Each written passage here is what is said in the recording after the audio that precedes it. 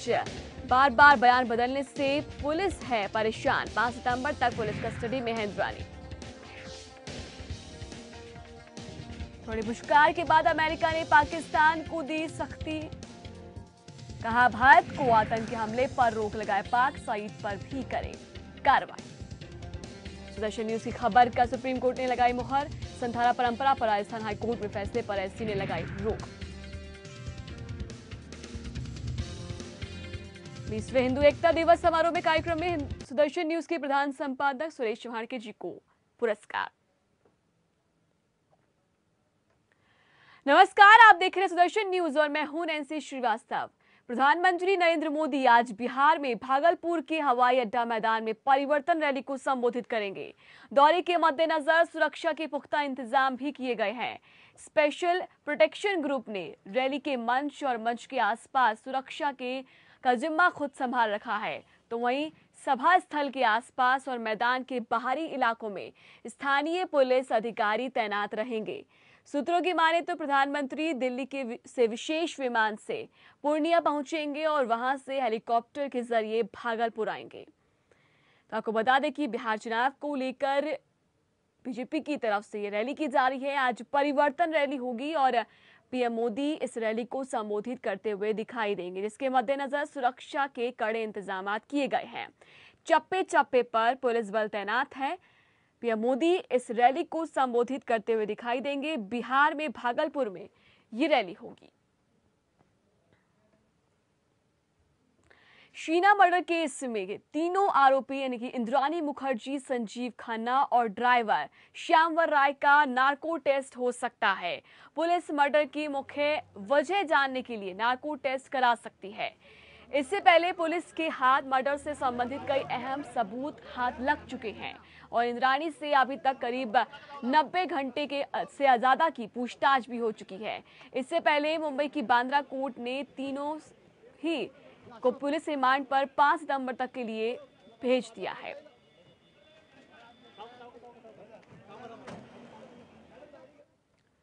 जम्मू कश्मीर के सीएम मुफ्ती मोहम्मद सईद सितंबर महीने में मुख्यमंत्री पद से इस्तीफा दे सकते हैं।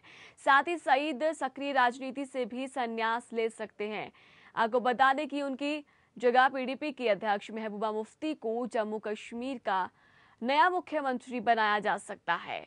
गौरतलब है कि मुफ्ती मोहम्मद सईद का स्वास्थ्य बीते 2 महीने से ठीक नहीं चल रहा। कुछ समय पहले भी वो अपना इलाज करवाने के लिए अमेरिका गए थे। इसके साथ ही मुफ्ती पिछले 1 सप्ताह से मुंबई के अस्पताल में अपना इलाज करवा रहे हैं।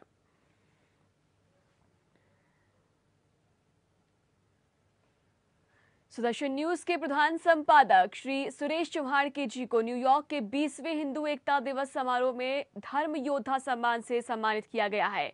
ये सम्मान हिंदू टेम्पल सोसाइटी सभागार में आयोजित कार्यक्रम में दिया गया। इस कार्यक्रम में मुख्य अतिथि के तौर पर बीजेपी नेता सुब्रमण्यम स्वामी मौजूद रहे।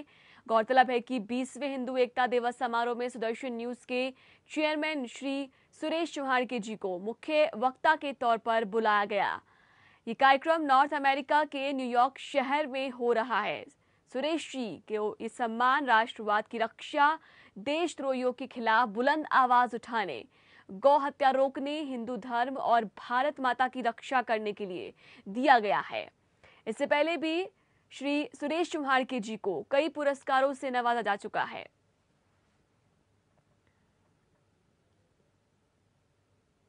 संथारा परंपरा को लेकर सुदर्शन न्यूज की मुहिम और इस खबर का असर दिखाई दिया है।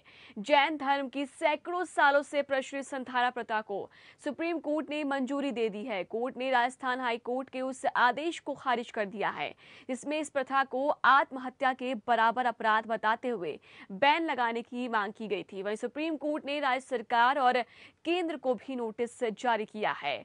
इस फैसले से जैन समुदाय में खुशी का माहौल है।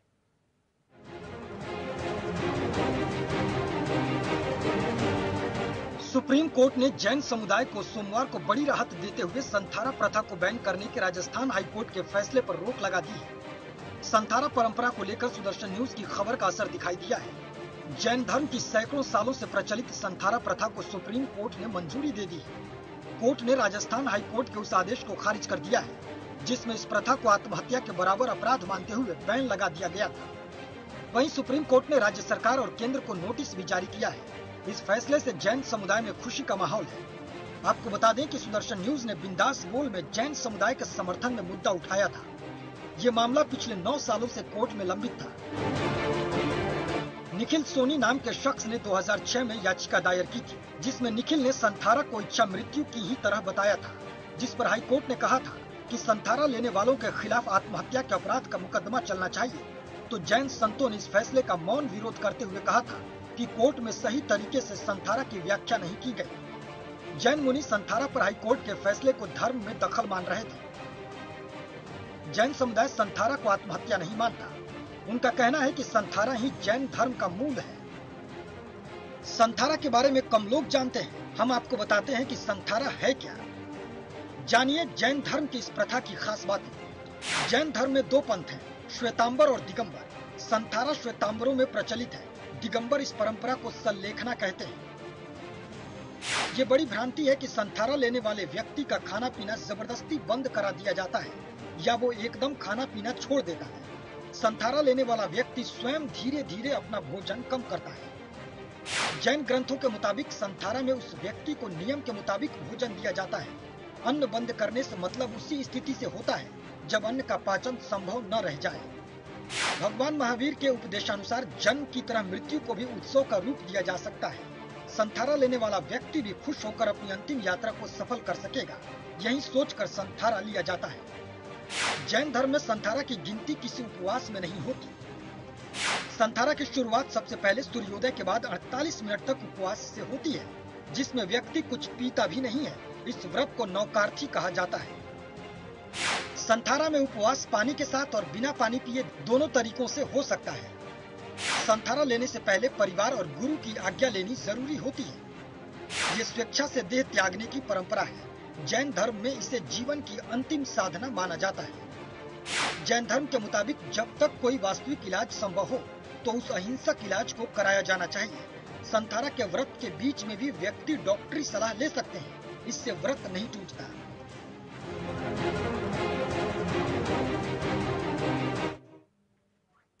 वरिष्ठ आईएएस अधिकारी राजीव महर्षि अब देश के नए गृह सचिव होंगे। आपको बता दें कि राजीव राजस्थान कैडर के 1978 बैच के आईएएस अधिकारी हैं। राजीव महर्षि को 2 साल के लिए नियुक्त किया गया है। आपको बता दें कि गृह सचिव रहे एलसी गोयल के वॉलंटरी रिटायरमेंट लेने के बाद इस पद पर राजीव महर्षि की नियुक्ति की गई है। गौरतलब है कि एलसी गोयल को इस पद पर 2017 तक रहना था, लेकिन गोयल ने किन्हीं निजी कारणों की वजह से तुरंत प्रभाव से वॉलंटरी रिटायरमेंट करने का अनुरोध किया था, जिसे मोदी सरकार ने स्वीकार कर लिया।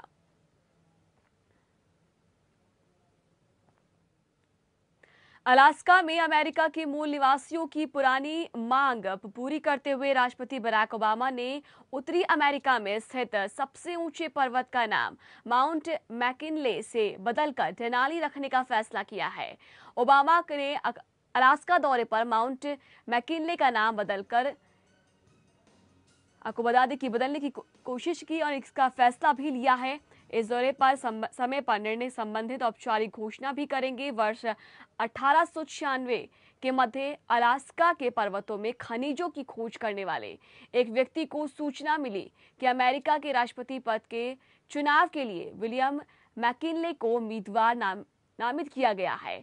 तो समर्थन में उस व्यक्ति ने अलास्का पर्वतीय श्रृंखला की सबसे ऊंची चोटी का नाम माउंट मैकिनले रख दिया। मैकिनले अमेरिका के 25वें राष्ट्रपति बने, लेकिन राष्ट्रपति के तौर पर उनके दूसरे कार्यकाल के मात्र 6 महीने बाद उनकी हत्या हो गई थी। उत्तरी अमेरिका में सबसे ऊंची और समुद्र के तल से करीब 20 फुट ऊंचाई पर स्थित ये चोटी सदियों से डेनाली नाम से जानी जाती है।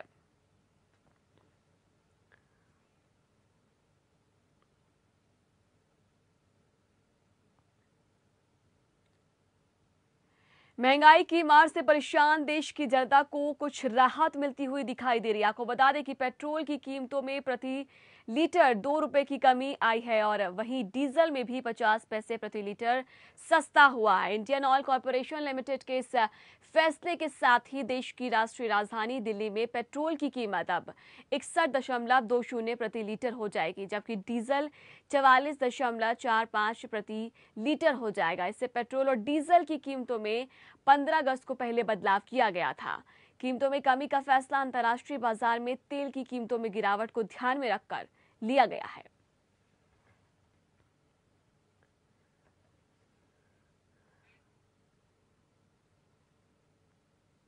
इंटरनेशनल मार्केट में पहली बार ऐसा हुआ है कि $40 से भी कम रेट हो गया है।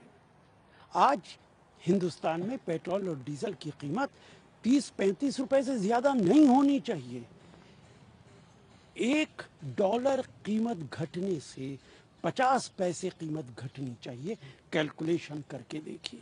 लेकिन सरकार 1-2 रुपया घटाकर लोगों को बेवकूफ बना रही है। पेट्रोल और डीजल की कीमत 35 रुपए से ज्यादा आज नहीं होनी चाहिए। फिलहाल रुक एक छोटे से ब्रेक के लिए, जल्द लौटते हैं। आप देखते हैं सुदर्शन न्यूज।